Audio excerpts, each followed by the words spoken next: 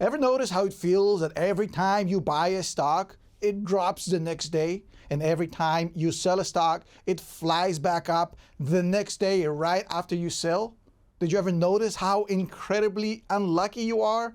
How much stupidity you must have in your brain to be this stupid to buy high and sell low? Well, folks, it's not about bad luck, and it's definitely not about stupidity. It has nothing to do, not with bad luck, not with stupidity.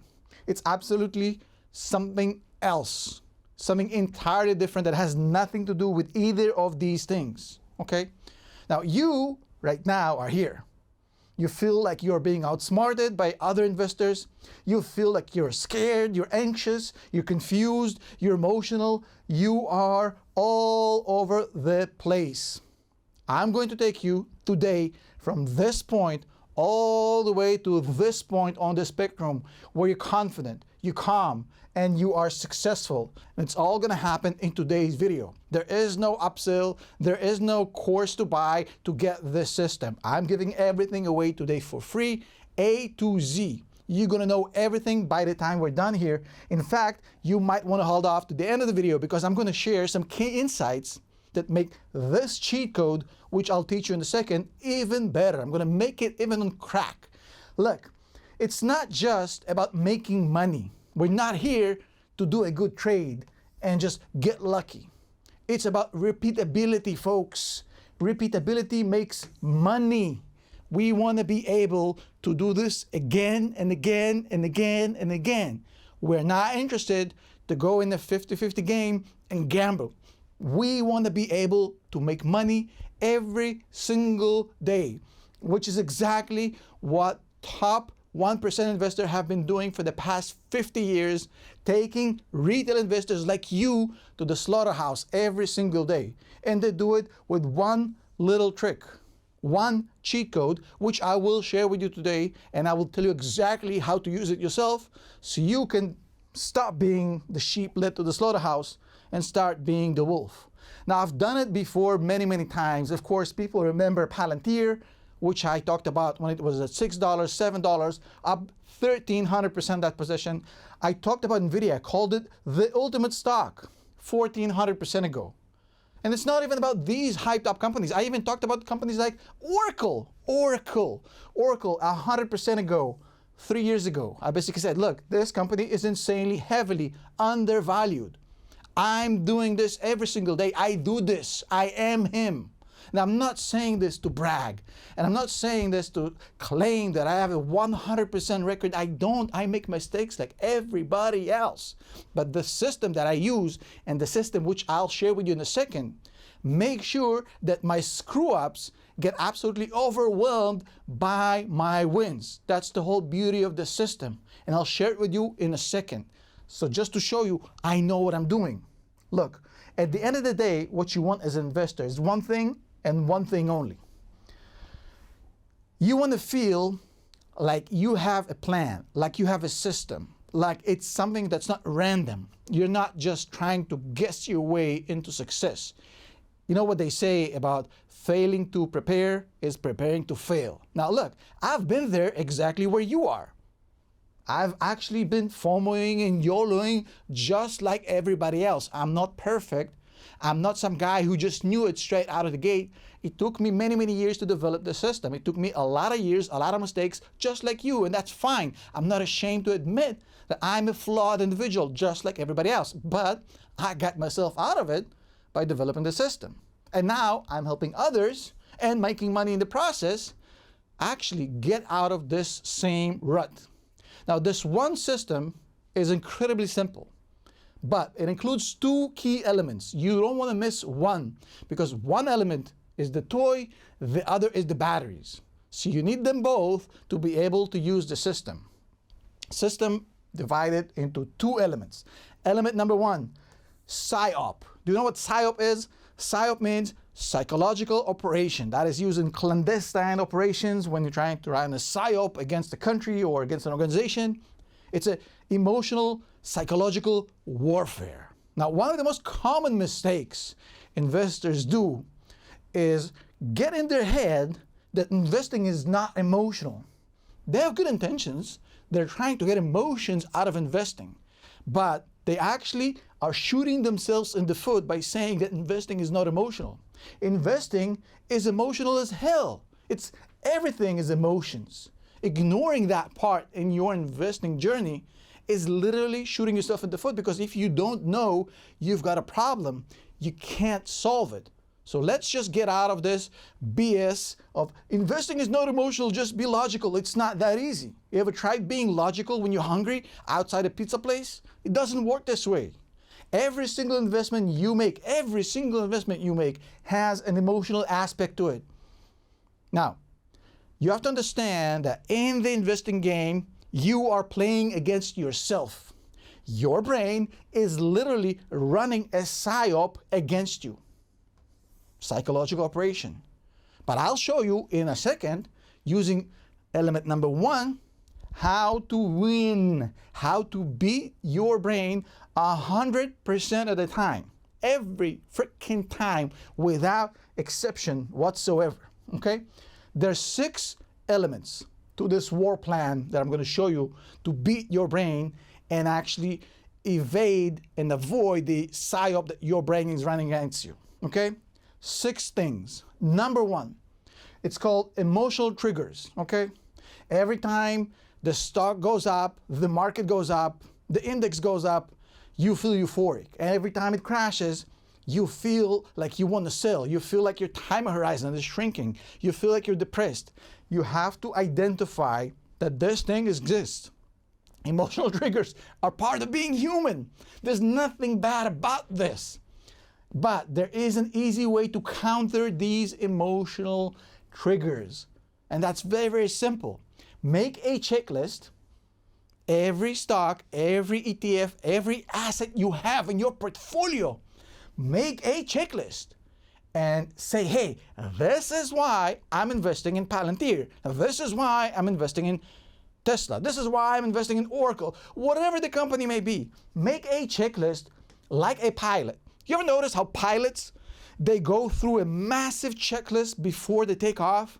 Pilots with thousands of flight hours, they know this checklist by heart. Why are they looking at the page going one by one by one by one? Because that is how you make sure you don't screw up. That is how you get overconfident. That is how you make a lot of mistakes. Use a checklist like a pilot. Make sure that every time you are working off a checklist, not of some emotional triggers. Number 2, narrative bias. Okay? What does it mean? It means that sometimes people like to hype up things, stories, like quantum computing, like other stuff. And the story is incredible, and maybe it is the next best thing since sliced bread. Maybe it is the future. And sometimes it's not. And it also works in the other direction. Sometimes people spread negative FUD, fear, uncertainty, and doubt about companies or about the market. And that also is part of the game. You have to understand that narratives play 0% relevance in long-term investing. Narratives are irrelevant to investing for the long haul. They're really important for traders, but they are absolutely irrelevant for investors. We don't care if there's bad narratives, good narratives. We don't care. Judge fundamentals, not the story. It works when the stock is hyped, and it's the same process and the same concept when the stock is beaten down. Judge the fundamentals, judge the numbers, not the story. Palantir was beaten down because of a narrative. It was selling at $6 per share in 2022, but the fundamentals gave you the answers you needed. All you had to do is just look beyond the narrative. Number 3, anchoring. Now look, I want you to pay attention to this one. Anchoring is important, but once we go through 4 or 5, we're going to get to 6. And 6 is where the actual value comes together. 6 is the most important of them all. Now, anchoring is probably the second most important. Now, anchoring is the same things that casinos use to keep you in. What do I mean? Well, you look at a stock and you say, well, this stock is cheap. Why? Because a week ago it was 100 and now it's at 70, so it must be cheap. Or the same process happens in the other direction. Oh my God, this stock is 200. Just last year it was 100. Remember how people do that with Palantir? The stock is at 20, the stock is at 40, the stock is at 60, at 80.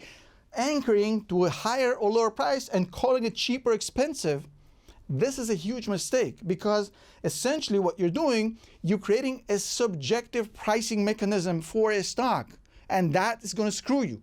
You have to eliminate it by having an objective valuation, such as a DCF, though not ideal for long-term investing, but it's decent, or using multiples, such as forward PE, again, not ideal on its own, but they will give you a better understanding of expensive versus cheap, rather than anchoring to the previous stock price that you're looking at.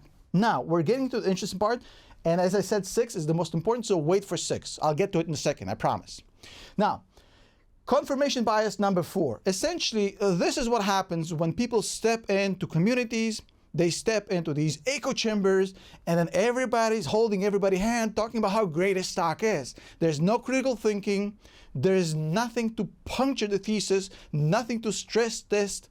And actually, this is how people get cleaned out. This is how they lose their money. You need to get out occasionally out of your echo chambers, out of your Discord servers, out of your little groups, and go to places where people don't like the stock.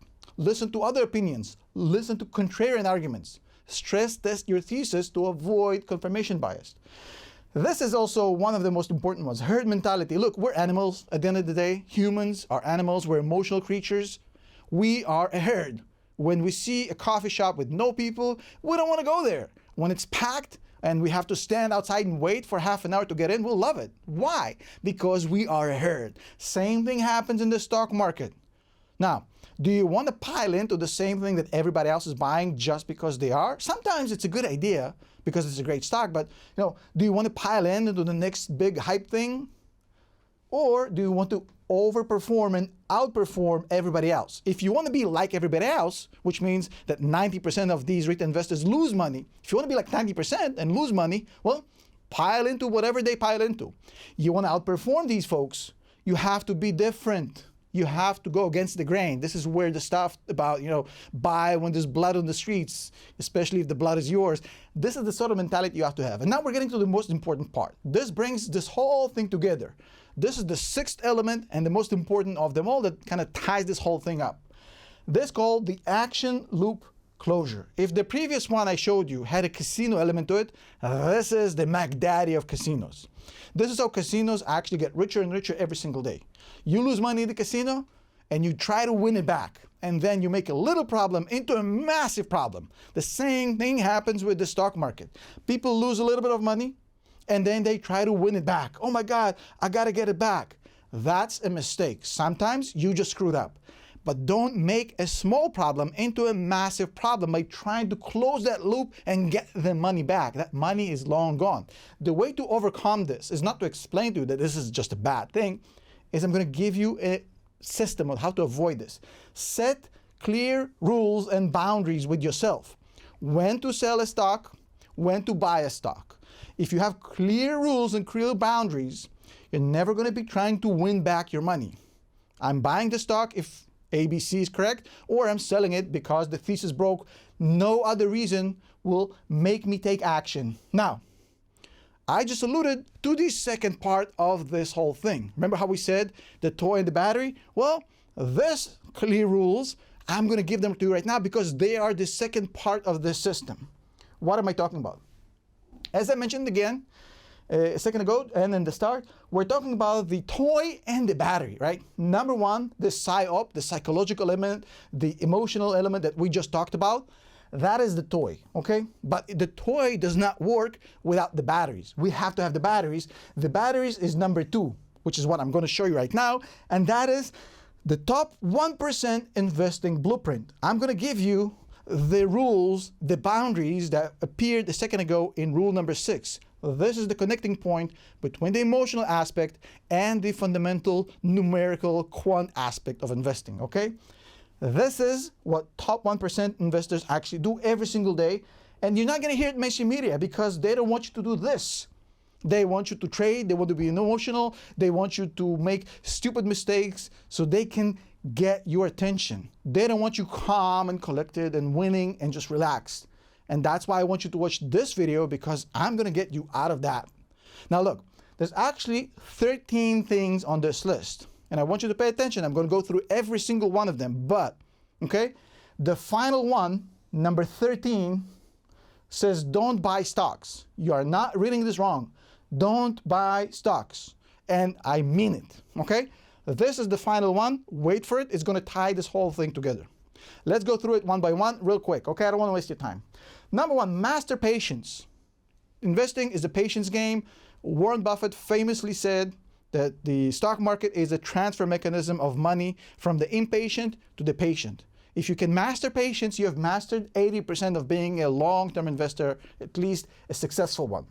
No conviction, no buy. No woman, no cry.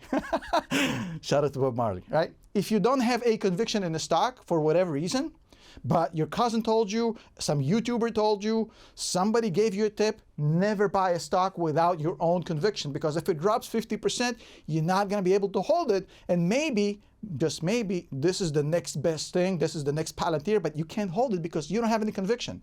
No conviction, no buy. Number three, cash over hype. If you hear a great story about a company, this company is going to revolutionize this industry, they're going to disrupt this and that and that, there's going to be the bank. Okay, cool. Show me the money, Jerry Maguire, shout out. Show me the money, okay? Show me where the cash is. Show me where this hype is translated to cash. If it's just hype, I don't like it. I like to see actual results, okay? Number four, noise and sentiment are irrelevant for long-term investing. You're going to hear a lot of stuff about companies, a lot of good stuff, a lot of bad stuff. Which one of them are relevant for your investing thesis? None whatsoever. You care about the fundamentals, not what the street thinks, not what the sentiment is, not some article in some newspaper. All of this is irrelevant for the long haul. Not the relationship between Donald Trump and Elon Musk. This is all short-term noise. Ignore that. Number five, DCA the right way. I need to put this on a t-shirt and also rhymes. DCAing the right way, and Jack Bogle once talked about it, is understanding that the most critical time for DCA, which means dollar cost average, which means buying at all times, is actually buying when the stock market tanks. The best time to buy for a DCA investor, for a dollar cost average investor, is when the stock market is dropping. And unfortunately, most investors actually sell at that time, which is shooting themselves in the foot. DCAing the right way means not only dollar cost averaging when the market is down, but actually increasing your DCA speed when the market is down and decreasing it when the market is flying up. I'll talk about that towards the end of the video, so hang on to that. Number six, trim fat. What does it mean? Not my fat. Of course, I can trim some pounds, but that's besides the point. A whole different video, maybe a whole different channel. Basically, trimming fat means that if you're sitting on a huge amount of profits, on a huge amount of gains, let's say you bought Palantir a couple years ago, Nvidia a couple years ago, whatever the case may be, and now you're saying, well, this thing is going to 10x from here. Maybe it is, maybe it isn't, who knows? If you're sitting on a pile of unrealized gains, take a little bit off the top, trim the fat. It's okay. In fact, this is the right way to manage risk.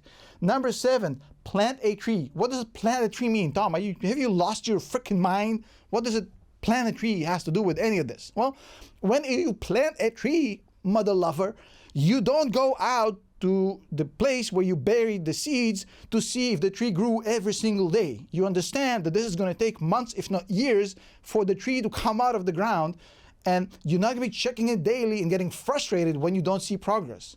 The same thing in investing. If you're investing for the next 20 years, why are you checking your portfolio daily? Leave it alone. Delete it. Forget the password. Who cares? Number eight, top CEO only. Only invest in companies where they have a top-tier management, top-tier CEO. Otherwise, it's not worth your investing. Top CEOs win. Bozos lose. Number nine, debt is prison. Every company that's massively leveraged, has lots and lots and lots of debt, I don't care about. Every single company I've ever invested in had more cash than debt, significantly more, for a reason, because this is prison. Actually, cash is freedom. Number 10, think in decades, but execute today. The whole thing with the tree, remember? Decades, but you have to plant the seeds today. You can't just hope for the tree to grow. You have to act today, but think in decades. This is the contradiction that most investors struggle with. Number 11, do nothing. Do nothing is the hardest thing for retail investors. They want to fiddle around with their brokerage job. They want to do, they want to act, they want to trade, they want to be the next Wolf of Wall Street. Doing nothing wins. The best portfolios in the world belong to dead people, to estate accounts, because they literally do nothing all day. Think about it. Number 12, allocation matters. You have to be wise about allocation. both versus age and both versus each portfolio to itself. What do I mean by that? Well, if you're 50 or 60, your allocation between stocks and bonds and what type of stocks and what type of bonds is different than somebody who's in their 20s. But also, you have to look at the internals of your portfolio. How much exposure you want to individual stocks, how much to an ETF, how much tech you want, how much safe stuff you want. Allocations are important. You don't just go, well, I like these 3 stocks, I'm gonna have 1, 2, 3, 33% each. Okay, that's one way to do it, but there's a better way. You have to learn how to allocate your portfolio based on age, based on risk aversion, and all the other stuff that are super, super important. Now we're getting to the don't buy stocks, the final step.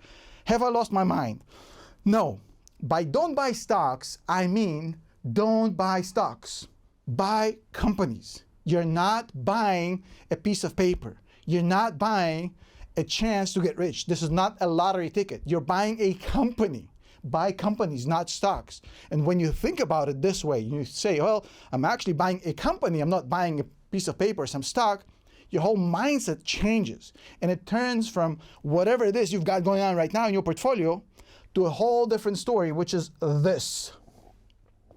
This is a 2-tier process to evaluate every single company. If you were a billionaire and you were looking at a company that you were potentially about to buy, you're not going to be looking at the share price a week ago, what Jim Cramer said. Who gives a frick about what somebody said, right? You're going to be looking at metrics that are very, very easy to understand. Hey, dude, the company you're selling, how much revenue you had last year? Okay, cool. How much revenue you had the past 3 years, or the past 5 years? How much growth you have in the business? Okay, what's your operating margin? What's your gross margin? What's your net income margin? What's your free cash flow margin? What kind of expansion on margins we have? Are margins getting better, getting worse? How much leverage you have? How much debt you have in this company? How much cash you have, right? These are step 1 metrics. You basically look and you screen, you say, well, if the answers here are in your satisfaction, you're saying, well, interesting, let's go to step 2. Step 2, basically, okay, let's look at the total addressable market. Is this interesting? Do we have a lot here, a lot of meat on the bone? How much of the market do I have right now in this company, right? What's the competition like? What's the competitive advantage of this company that's being offered for sale? What are the risks, right? And if you like all these answers, notice how none of them have to do with sentiment and share price. You buy or you don't buy. It's as simple as that. The share price does not play any role in your analysis here. Why? Because of this. This is the reason why the share price is irrelevant. You don't wait for better price. You don't wait for corrections. Peter Lynch famously said that more money was lost waiting for a correction than actually from correcting. If you just buy at all times, you accept the fact that sometimes you're not going to be buying cheap. You're going to be buying here and here and here and here and here and here and here. You'll be buying all over the place. But you're not going to be gambling. And you're going to say, well, I'm going to get the average, this, by not timing the market even once. That's DCA. And if you actually buy double here and here and here and here, when the stock is lower, that average is going to be probably somewhere about here versus here, going to drop your average significantly. And that's the system we actually teach in my academy. In Rock Academy, we have 20,000 members that didn't think that Tom Nash is just another YouTuber babbling about stocks. There's just a few examples. And if you want to try it out, join the Rock Academy over at patreon.com/Tom Nash. We'd love to see you there. Learn the system, use it, and I'll see you there in just a second.